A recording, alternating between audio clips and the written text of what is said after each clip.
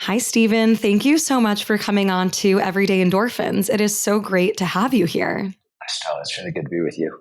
So there's a lot of synergies and overlap, I think, in the work that you do and in the mission of my podcasts, my interests, and also my career at Accenture. And, I'm really, really excited to have you here today to talk more broadly about all of these things, but more specifically, your research in flow and how flow impacts our happiness, our well-being. So I want to start off with having you share a little bit more about your career journey. So how did you develop passions for neuroscience, for journalism, for writing, kind of our left and right brain intersecting and all the things that you do? What led to that interest? There's no one, right? There's never one origin story. There's like 4,000 origin stories. So I'll try to streamline and sort of stay in the middle. I was trained as a writer. I'm actually trained as a poet. I have an undergraduate degree in poetry, and I became a fiction writer for graduate school. So my background is entirely in writing. I came out, and the true story is that I'm an old punk rocker, and I had really funny hair and earrings. I had worked in advertising a little bit, but nobody had ever seen me. I'd been freelance. And then when I actually got out of grad school and came into the office, they realized I had dreadlocks. It didn't fit what they thought advertising looked like in the early 1990s. That job wasn't mine, and nobody else would hire me in advertising. It was really clear, but there was sort of a punk rock takeover at that period of time of the magazine industry. It was the internet before the internet. Punks had learned how to use that software because they had been making zines back in the 70s. And when money started pouring into magazines, we all got jobs. I flowed very nicely into magazine journalism. And once you're in magazine journalism, it's a game of exploiting your curiosity. Anything you're interested in can become a topic. I had a couple of really sort of core interests. I had a long-standing interest in how humans work. I had explored that with philosophy and with spirituality and with psychology. Didn't like any of those answers, but really liked neuroscience. And neuroscience in the 90s, early 1990s, had gone from, hey, how can we name this cluster of neurons and figure out what its function might be, to, hey, we can actually start talking about consciousness. We can talk about what emotions were, which were not real topics until there. We could talk about passion and purpose, happiness and well-being. We could talk about altered states of consciousness, flow, psychedelic experiences, all these things that I was fascinated by and were hovering at the intersection of everything I was doing. Suddenly you could talk about. And I liked talking to the neuroscientists. I found talking to psychologists very frustrating. I found the answers. If you go into journalism and you like science, you like the truth at a really hard and fast level. And it's not that science is a consensus opinion, journalism is a consensus opinion, but I like those consensuses better than psychology. And simultaneously, while I was doing this, I was also involved in the birth of sort of another punk rock activity, which was action sports. So action sports were really deep subculture into the early 1990s. And then myself and a bunch of my friends started to change that. X Games happened, the Gravity Games happened, and some of the national media wanted to pay attention. And these were especially at the cutting edge of the extreme ski and snowboard and surf movements, whatever. This is a hardcore punk rock subculture. They wouldn't talk to it. New York Times shows up and they're going to do their very best to kill the journalist and not answer any questions. That was the MO. So I was living with these communities. I knew these people. They were friends of mine. And so I had access. And if you know anything about action sports in the 1990s, it's often referred to as the era of impossible. More impossible feats, things that had never been done before, never thought were going to get done, got accomplished over and over and over again. It was the most extreme version of innovation I've ever seen. Just astounding levels of performance. And the obvious question was, what the hell's going on? Why is this possible? Why now? Why these people? And I wanted to answer that question with neurobiology, not psychology, not any of the other tools that other people had tried to apply to there. I was sort of alone in that project. There were a couple other people interested in it, but more specifically, what really caught my attention is, this is the last fact, and then I'll shut up and we can move to your next question, because it'll sort of solve all of it. Peak performance in the 1990s was about very specific things. Did you have the right background? Do you have the right parents? Do they have enough money? Did you go to the right schools? Did you have the right coaches? Were you on the right teams? The only thing sort of internal at all was Walter Mischel had done the marshmallow test, and we knew that kids that could delay gratification could outperform others. But none of that stuff held up in action sports. Like the people I knew came from like horrific childhoods. They had broken homes. They had no money. They had almost no education. Forget about the ability to delay gratification. This was a cult of instant gratification. And in these communities, the risk taking was off the charts. And I was a natural born risk taker.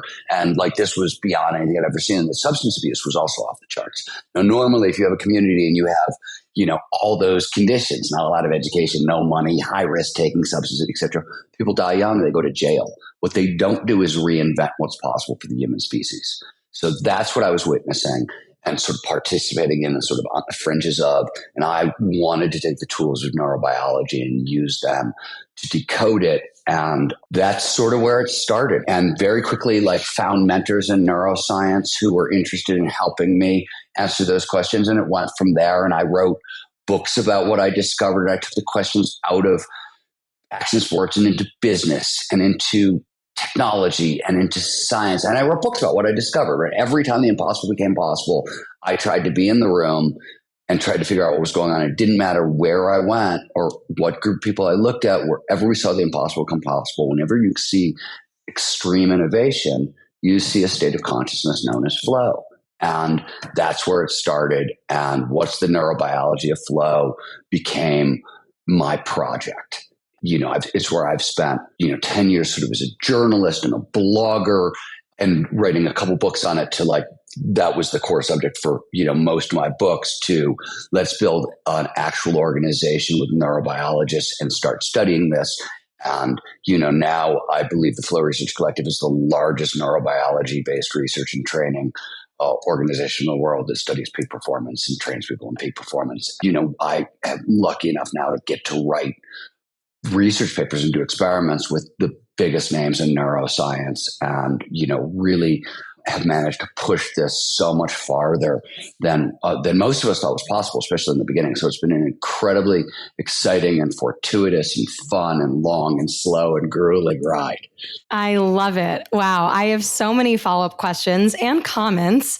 So the first thing I wanted to comment on is that I actually studied writing also in college through a minor, creative writing. And I was really into creative nonfiction, specifically memoir. And now I don't write that much, kind of through the podcast, through my Instagram platform, through my newsletter. I've found that writing is a really creative outlet for me to tap into that flow state, but it always just makes me feel good. So I love that you also come from this background in writing and journalism and English, because there is such an intersection and also skill sets that can be transferable between having more of that right brain, then also moving into the left brain, more into neuroscience, psychology, and other types of sciences. So I feel people who share in that background, it's a really unique combination, but super valuable.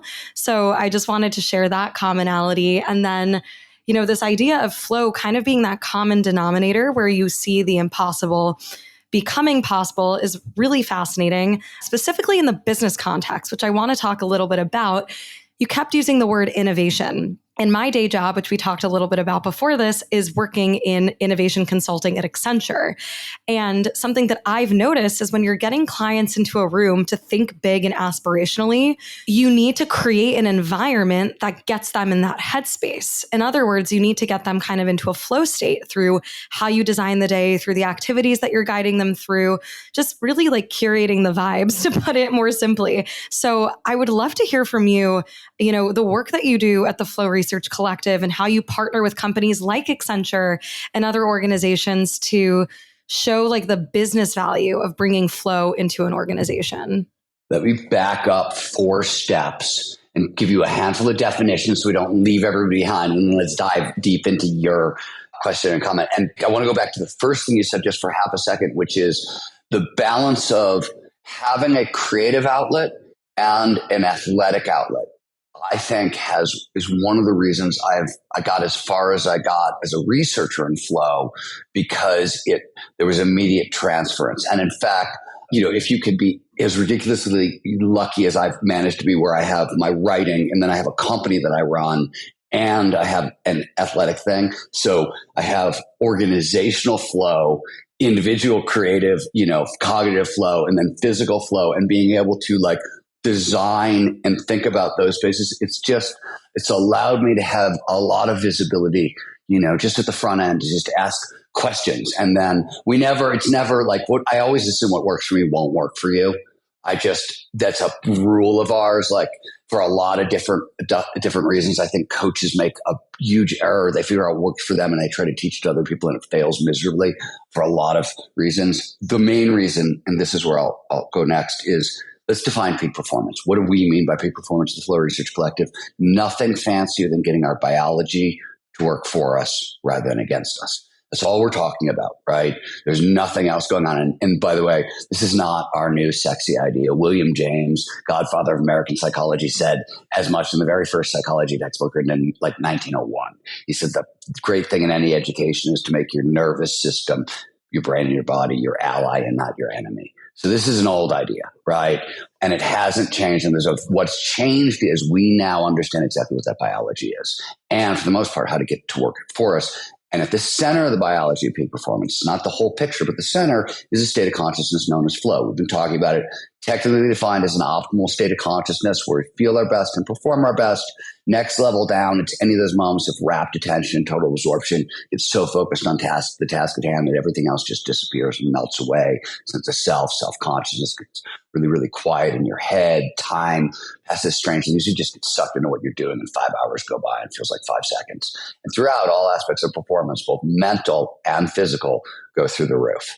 And flow amplifies tons of stuff. We can talk about what gets amplified along the way. But if you're talking about human peak performance, you're talking about, exactly as you pointed out, figuring out how to drop yourself into flow.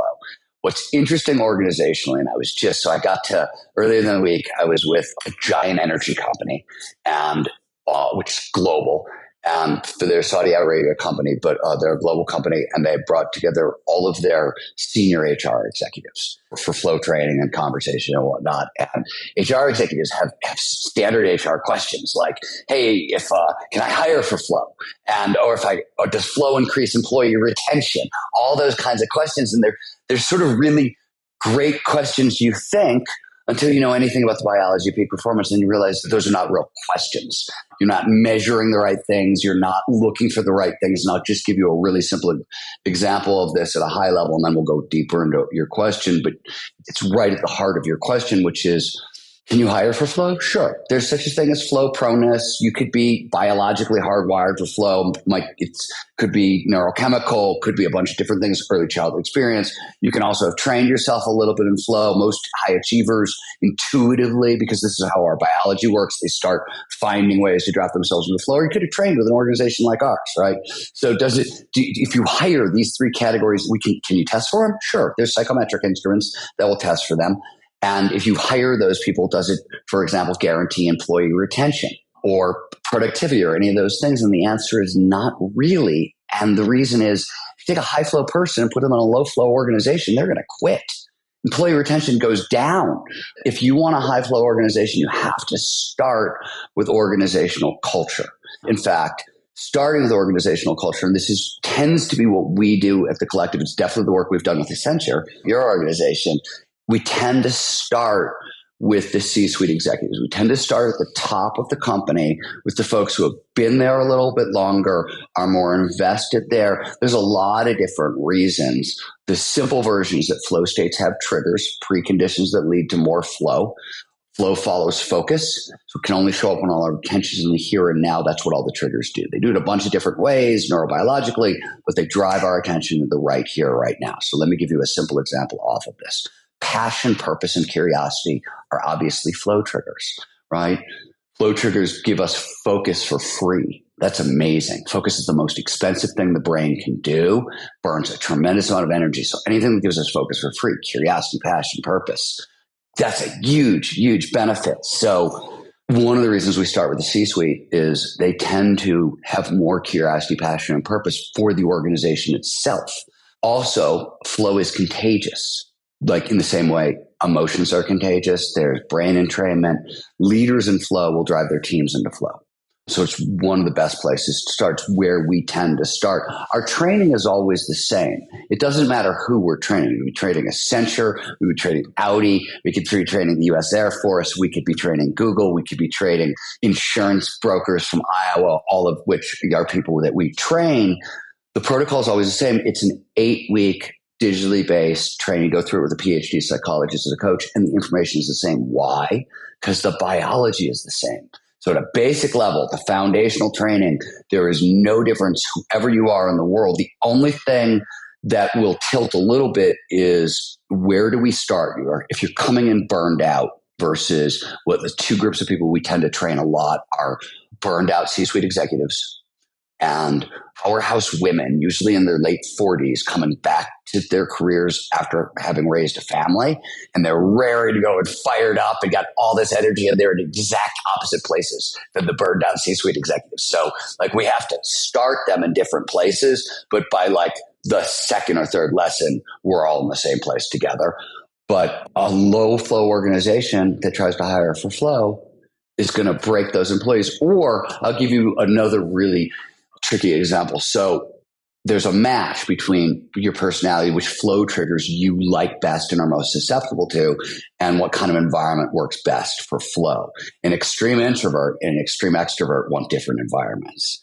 Where you are on the risk tolerance scale and which risks you prefer and which ones you dislike, massive impact on flow. Are you coming in happy or not happy?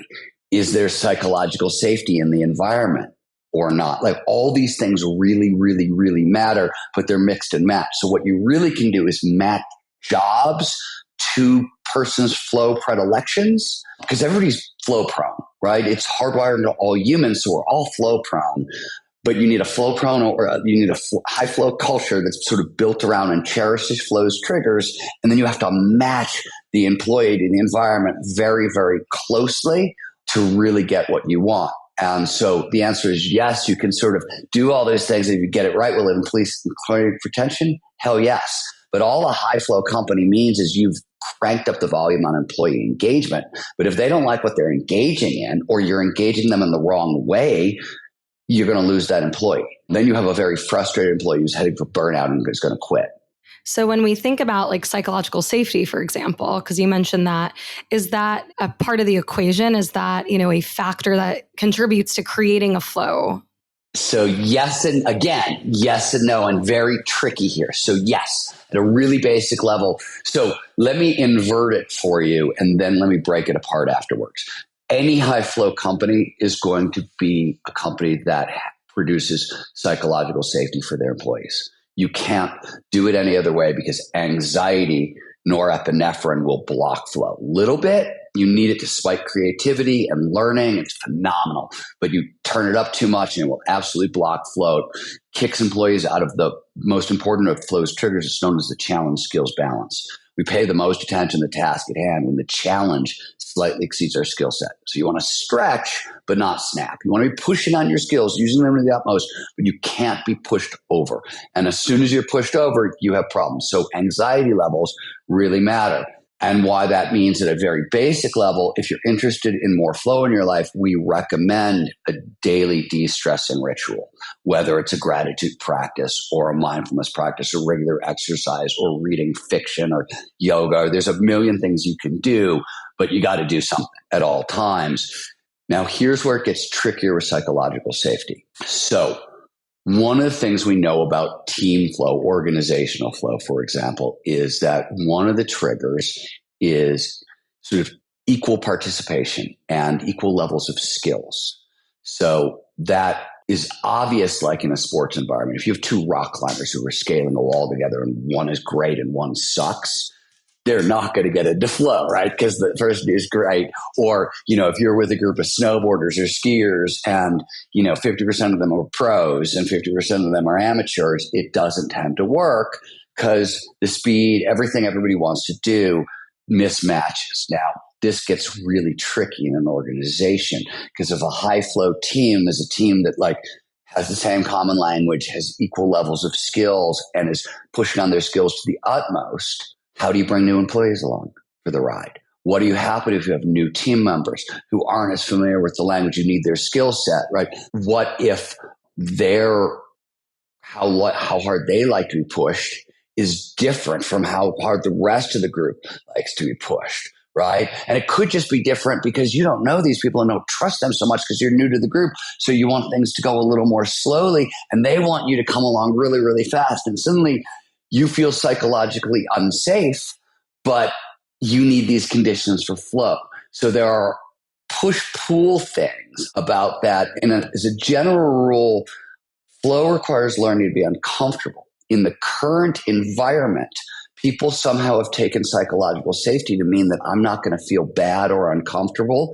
And that's actually not true. You shouldn't feel bad because somebody is being misogynist or a bully or, X, Y, and Z. Like, for sure, not that way. But should you feel bad because you don't have enough skills and you have to really ramp up your game and those kinds of things? Yes. Could you feel bad because you have a boss who's trying to push you into that challenge skills sweet spot and you think they're being something, you think they're bullying you? Yeah, these are real problems. Now that we're having conversations about psychological safety and there's so much name calling going along with it, and so many people are using the call for psychological safety as an excuse, saying, I don't have to feel uncomfortable anymore, and you made me feel uncomfortable as you made me feel unsafe. Well, no. That's actually not peak performance at all. That's why it's this matching thing that I talked about. And the thing that I say over and over and over again is you got to have your conversations out loud. If you're going to do flow work, you have to have your conversations out loud all the time. I don't believe you can. It's very hard to, for example, pursue peak performance at a really serious level, especially at an organizational level. And by I could be talking about your family, not your company, right? But inside, without being able to talk about yourself and your emotions comfortably. You're going to have to be able to do that really honestly. There's emotional maturity that really comes with doing this work because you're A, got to be able to identify what's going on inside, and B, you got to be mature enough that you can talk about it without getting tilted. Because those are the conversations that are going to allow you to create the psychological safety in a high flow peak performance environment. Because yes, you need it, but does psychological safety mean what everybody thinks it means? No. It made worse by, we have a culture of trauma right now, and most people are getting their trauma information for a couple of very loud, for lack of a better, sources. And I'm not going to name names here, but 3 or 4 of the most popular books on trauma are written by people who don't understand the science or are lying about the science. I'm being generous, but they should all know better. So you have a fake cult of trauma and people claiming for psychological safety, and you're putting these things together in a work environment, trying to create a high flow work environment. That gets complicated. It's totally doable, but it's complicated. Right. That's a really good point. I mean, so psychological safety can feel kind of fluffy. And I think that's kind of what you're getting to, because it's not about just having everything be nice and you're not feeling uncomfortable. I mean, something I always try to come back to is that the only thing constant in life is change. And change is inherently kind of uncomfortable because the act of change means that you're moving away from something you're comfortable with, something that you're used to, into something completely different. But that is the process of life. And something, when I reflect on my own career, I have felt the most reward from what I've been doing and the work I've been doing when I've been a little pushed and I've been busy and I've been having to keep myself sharp. And yeah, it's uncomfortable, but I do think, and I can speak from my own experience within my team, there is a great culture of psychological safety. And by that, I mean, there's trust within our team. And so I know that if I need to put up a boundary at work or if I need to prioritize something differently, I can openly talk about that to my peers, to my colleagues, to my boss. And it feels safe enough to do that, to fully express where I'm coming from. So I think, to your point, yeah, psychological safety isn't about kind of negating the discomfort. It's about learning kind of how to work through it. And I really like that you brought up this point around emotional maturity, because I think that speaks to more broadly just how we need to kind of adopt this holistic perspective to health and wellness, because everything really is interrelated. And, we go back to what you were talking about around how you have these 3 different outlets for flow: organizational flow, individual flow, athletic flow. Do you see these different areas of your life impact how you feel flow in each area? Like, are they talking to each other? Is there kind of an influence on, if you're not feeling so good at work one day, does that kind of screw up your flow in your athletic performance and then in your personal life? How do these things relate and play off of each other? We know flow massively impacts happiness, well-being, overall life satisfaction. One of the reasons we know this is positive psychologists have baked flow into the definition of happiness. So there are 3 levels of happiness available to everybody, right? There's general happiness. How do you feel right here, right now? Dan Harris was kind of right about that. Right here, right now, that happiness, you can get about 10% better. You can have a mindfulness practice. You can have a gratitude practice. You can hold a pencil between your lips. You can do those kinds of things, and you can manipulate yourself about 10% happier. But happiness is set. We have emotional set points, and they set up by the time we're 10, 11, 12. This is the worst you're going to feel on the planet. This is the best you're going to feel. They can move a little. Regular access to flow will increase the upper boundary. Chronic unemployment or the death of a child will decrease the lower boundary. So they're a little movable, but not easily. And you will live your life, chances are, between all of them, which is why you can get about 10% happier. If you actually want to move up the chain to life satisfaction, well-being, then you need the next level up is enjoyment. What is enjoyment? It's a high flow lifestyle where the thing that's creating the most flow is goal oriented, right? So you're getting a lot of flow while you're going towards your goals. I want to write a new book, and I'm getting into flow along the way.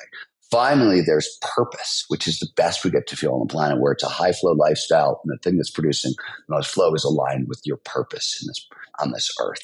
So flow in general, it'll amplify happiness a little bit, but it'll really increase meaning, overall life satisfaction, well-being, those sorts of things. We know that the happiest people on earth are the people with the most flow in their lives. We also know, and this is the answer to the first part of the answer to your question, that this huge boost in happiness will, and it's delicate, but as a general rule, it will last the flow state. Flow states, there's no average at all, but 90 minutes neurochemically, neurobiologically, they're about 90 minutes long. Now, there can be much longer ones. You can pop in and out of flow a bunch. There's a lot of other things that can go on, and you can very much increase the amount of flow in your life, the amount of flow states you're going to get along the way. But general rule is 90 minutes long. But if you know what you're doing and you understand the neurobiology, what's going on underneath flow, and that there's a flow cycle and a whole bunch of things we haven't really talked about. But if you get that, you can sustain that happiness. So I go skiing on Sunday.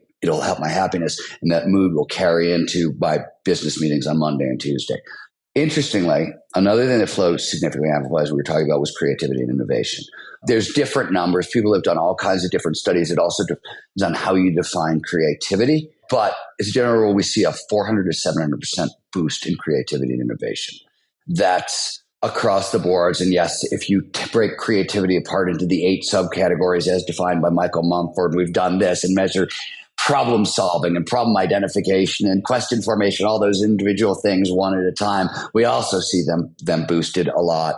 But Teresa Amabile at Harvard figured out that the heightened creativity of a flow state will outlast the flow state by a day, maybe 2. So that's really cool. Means I can go skiing on Sunday and like flow. Monday I show up in a meeting for the collective, a research meeting, and suddenly the science ideas are much better, much more creative, much more innovative. So there's a bleed over effect. 3, flow is a focusing skill. It's like mindfulness, but not quite, right? It's a little closer, I guess, to the open senses meditation that you get during yoga or through walking meditation. But again, not exact, different things are going on, and really different, like neurobiologically, when you start looking under the hood, it's pretty different. That said, we've known since back in the 80s that training mindfulness will train up flow. And we've also known that because it's a focusing skill, I get into flow on Sunday, it's going to help me get into flow on Tuesday because it's a focusing skill and I'm just training up a skill. Also know, and this is where it really starts to matter for a bunch of reasons that we can go into if you want to drill down here. Flow resets the nervous system completely. So it flushes all your stress hormones out of our system and it resets us back to 0. So this is why people with a high flow lifestyle don't get burned out. This is why people with a high flow lifestyle always flourish. This is also why, for example, high flow in non-work hours is going to bleed into flow during work hours. And importantly, keep you a hell of a lot calmer, which, for we said, anxiety is going to block flow.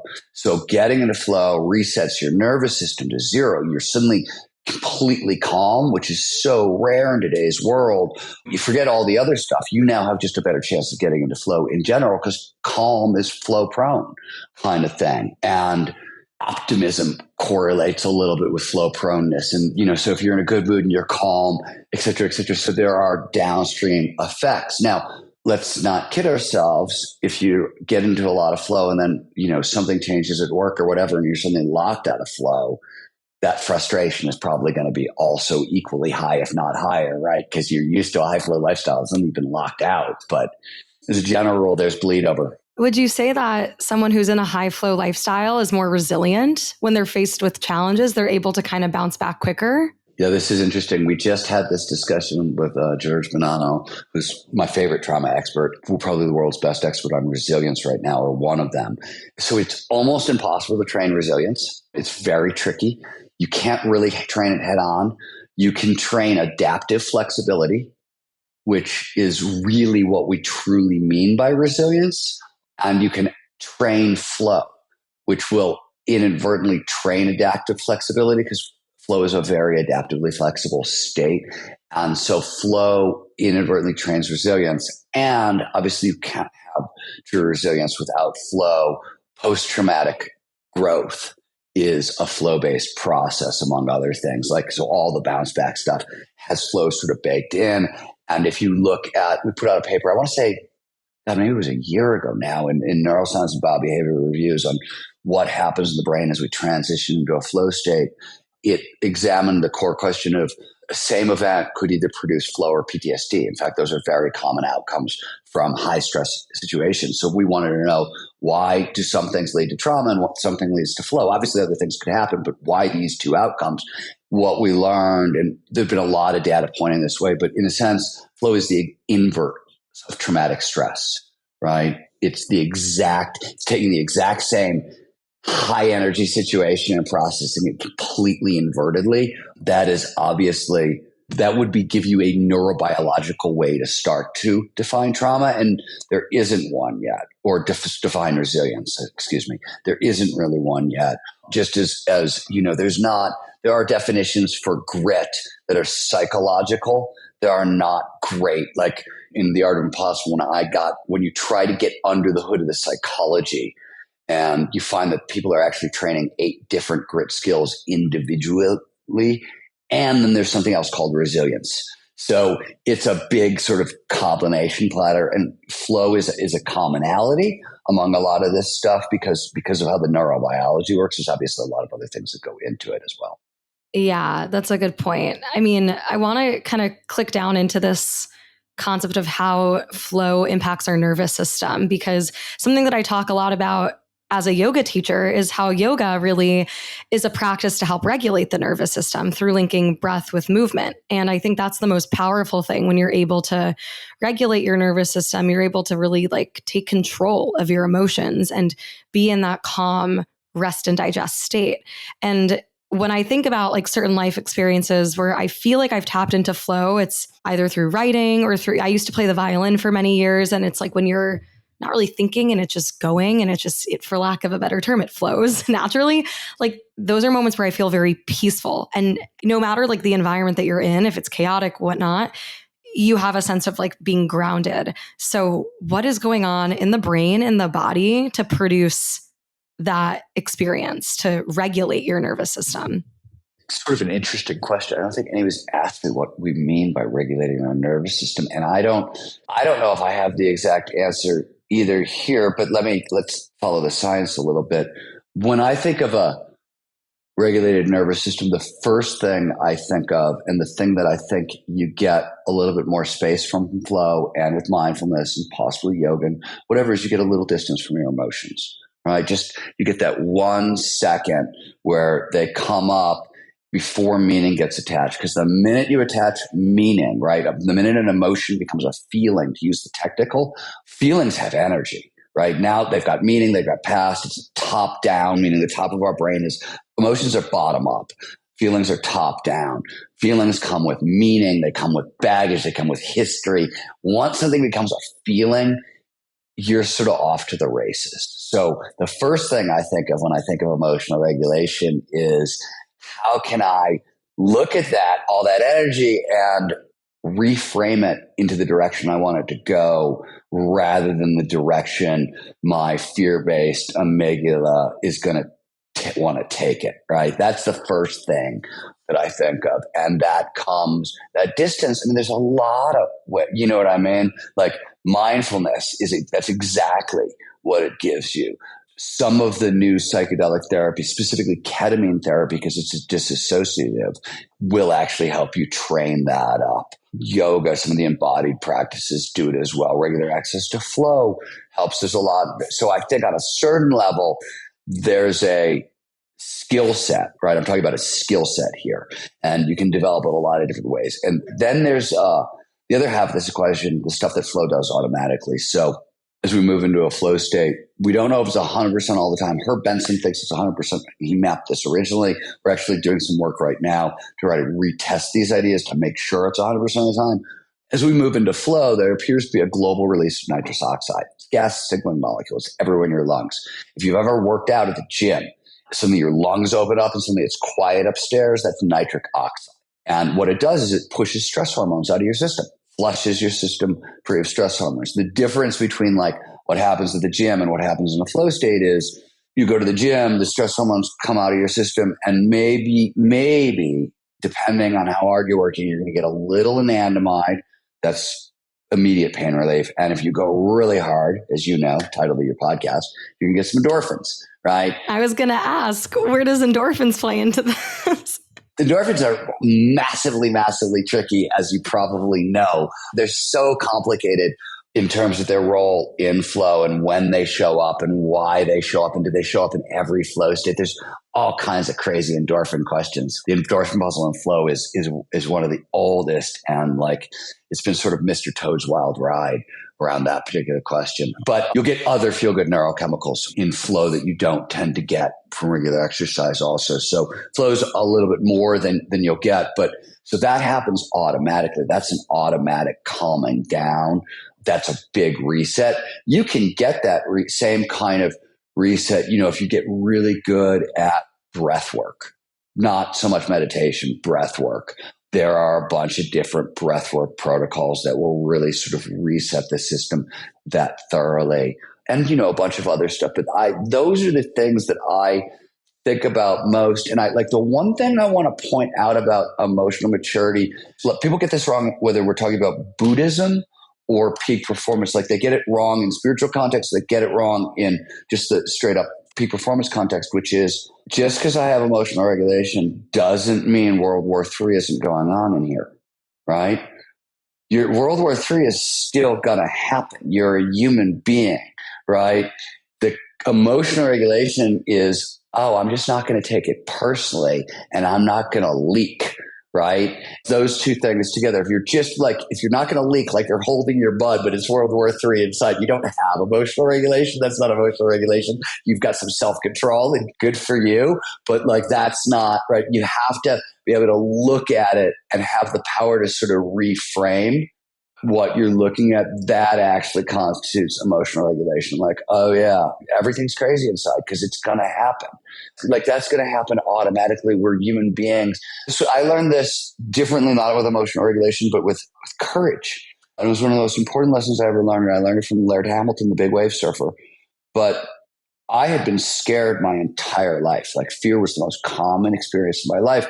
I would just like go at the thing that I was afraid of. Right? Because like I hated being afraid so much, I would have to go try to do the thing I was afraid of. I was absolutely certain I wasn't a brave person, and I had no courage because I was scared all the fucking time. And I remember meeting Laird Hamilton for the first time, and God, he had just turned 30. I was probably like 28 or 27, and it was in the mid 90s. And Laird said to me, we were talking, he said, yeah, fear is the most common emotion in my life. I can't remember a day when I haven't been scared. In the early 1990s, Laird Hamilton was pretty much the undisputed toughest person on the planet. Like Mike Tyson might have had the crown before Laird, and Laird took it from him. And he was like, at that moment in time, he was that person. And I remember being so shocked. Like, wait a minute. I hear the definition of like courageous, brave, and all, and you're telling me you're terrified all the time. And I suddenly realized that like courage wasn't how you felt on the inside. It was what you did despite how you felt on the inside. That's what we were talking about. And I wasn't a coward. I was actually brave, and I didn't know it at all, which was really interesting. And that's something with emotional regulation. It could feel like hell on the inside, right? It could feel like hell on the inside. Doesn't mean you don't have emotional regulation. Emotional regulation is what you do with that hell. People mess that up, right? They think, oh, you're a Buddhist. It must be always quiet upstairs.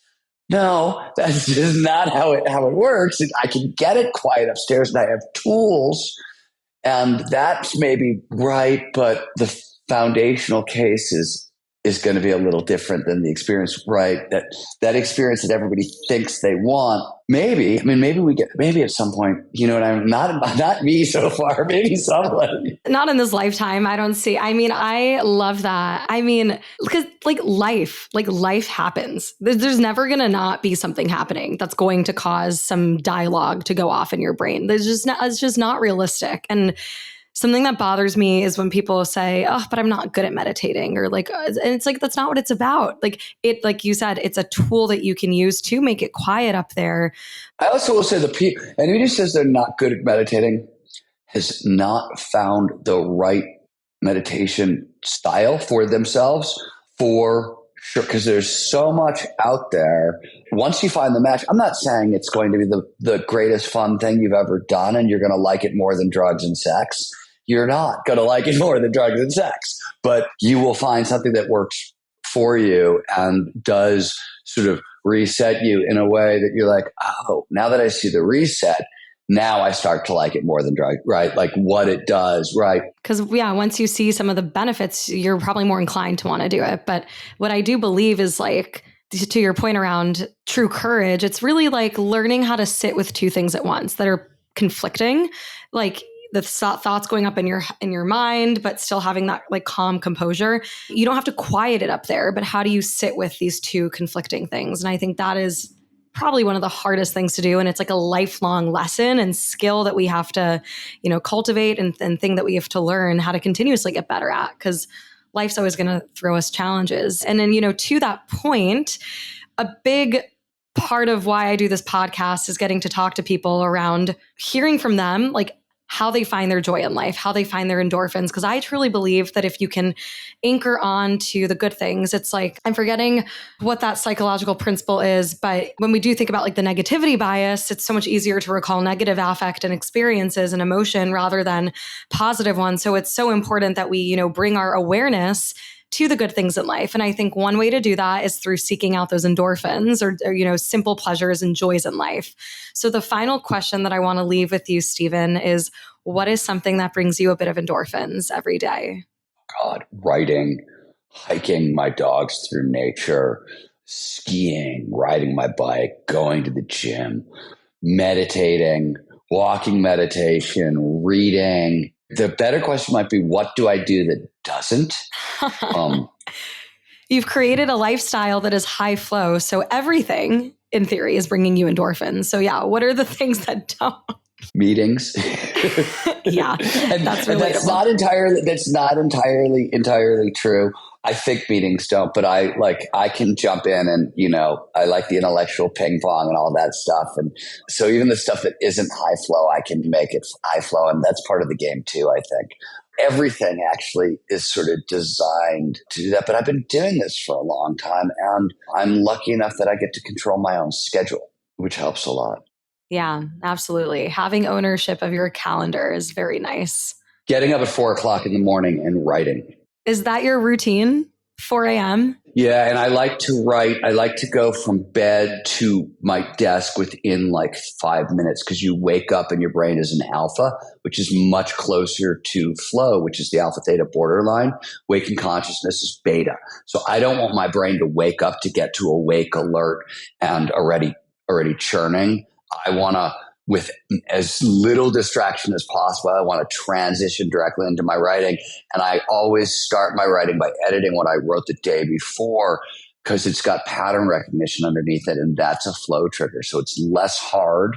It's much more likely to produce a little dopamine and kick me into flow before I end up facing the blank page. So it's a very specific protocol. I don't know how you're like awake at 4 a.m. I mean, I have been, I've been waking up at 6. It's been helpful. No. By the way, this is not, let's end here, because otherwise people always like, when they meet somebody who gets up really, really early, they think it's a moral judgment on their character that they don't. Let me be really clear. One of the foundations in peak performance we talked about, we started here, get your biology to work for you rather than against you. I am biologically an extreme lark. I focus best at 3 to 4 o'clock in the morning after a night's sleep. My wife is a night owl. My wife wakes up at like 4 or 5 o'clock in the evening, and she focuses best then. And most people are right about where you are. They get up around 6 or 7, and their peak focus is right when work starts at like 9 a.m. That's most of us, which is why sort of it's very hard to fight your circadian rhythms. That's almost impossible. So you want to start your work session with your circadian rhythms, with your highest flow activity in the most manicured way possible to get yourself into flow smoothly. Now I need to think about what my circadian rhythm is, because I've noticed that I feel great when I'm up at 6. I go to the gym, shower, breakfast, get everything ready, and I'm very focused in the morning. Like I like to dial in the mornings. So maybe we can do a part 2 on circadian rhythms, because I think that's fascinating. But in the meantime, where can my listeners connect with you, follow along, and also like read your books and just learn more about the Flow Research Collective? If you want to train with us, easiest way, getmoreflow.com. That's how you train with us. If you want to learn more about us, flowresearchcollective.com will sort of tell you everything you want to know. You can find stuff about me there, or stevenkotler.com. And there's 14 books, and Amazon is your friend here. 14. Wow. Okay. That's lots of morning writing sessions. Thank you so much, Steven. It was such a pleasure to have you on the podcast. Thanks for having me, Stella. It's been fun to hang out with you. Appreciate it.